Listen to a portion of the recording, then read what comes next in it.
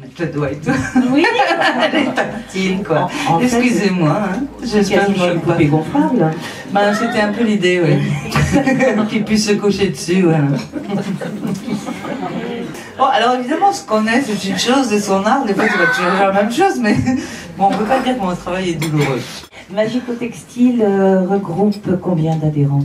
60. Ah, 60, ah ouais, 60 artistes répartis sur toute la France. Et sélectionnés, hein, parce qu'il y en a énormément en réalité. Magico Textile donc expose dans toute la France? Oui. Assez régulièrement. Là, on revient d'une exposition à Paris, dans la mairie du 6e.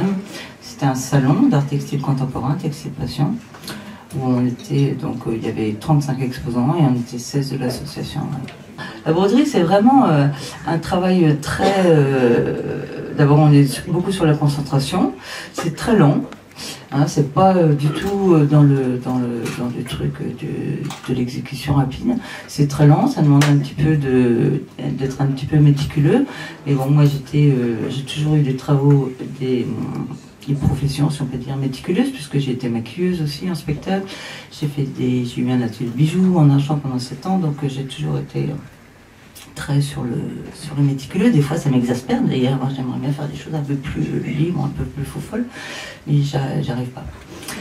Et il y a une espèce de calme intérieur qui se fait comme ça, et c'est très méditatif en fait comme travail. Ouais. Au départ, quand j'ai créé l'association, l'idée c'était de travailler autour de l'expression féminine. Et puis je me suis rendu compte qu'en fait, les travaux que je préférais, c'était ceux des hommes. Ça m'a désespéré d'ailleurs.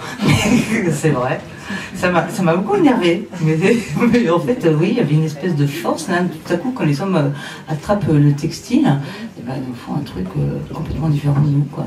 Je voudrais revenir sur votre dernier projet, qui est tout à fait intéressant, sur une association que vous avez créée qui s'appelle, et c'est tout un programme, Broder pour la paix.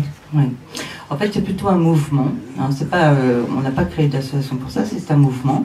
C'est un mouvement qui a été créé par et pour les Mexicains, qui en fait, depuis... entre 2006 et 2012, c'est-à-dire exactement jusqu'à demain, le président qu'ils avaient, M. Felipe Calderón, avait décidé de lancer la lutte armée contre les narcotrafiquants, ce qui en soi n'était pas forcément une mauvaise idée, sauf qu'ils ont eu exactement le même problème en Colombie. En fait, ça ne marche pas, ça fait exactement le contraire, c'est-à-dire que les cartels des narcotrafiquants, au lieu de réduire, se sont développés, sont maintenant beaucoup plus importants, ont beaucoup plus d'argent et ont envahi les 2 tiers du Mexique, alors qu'avant ils étaient juste au nord du Mexique. Et le résultat, c'est que à partir du moment où on a fait éclater ce système-là, et ben, tout est devenu permis. Et comme en supprimant une tête d'un cartel d'un narcotrafiquant, en fait, ça crée donc une lutte interne forcément pour prendre le pouvoir, donc des violences, hein, parce qu'ils ne rigolent pas. Bon, ils sont pleins de cocaïne aussi, donc les choses un peu sont en commun. Et ces violences étant impunies, elles ont ouvert la porte à toute forme de banditisme, à toute forme de criminalité, qui sont aussi impunies. Donc en fait, ils comptent, officiellement, il y a, depuis 2006, 90 000 assassinats et 20 000 disparus.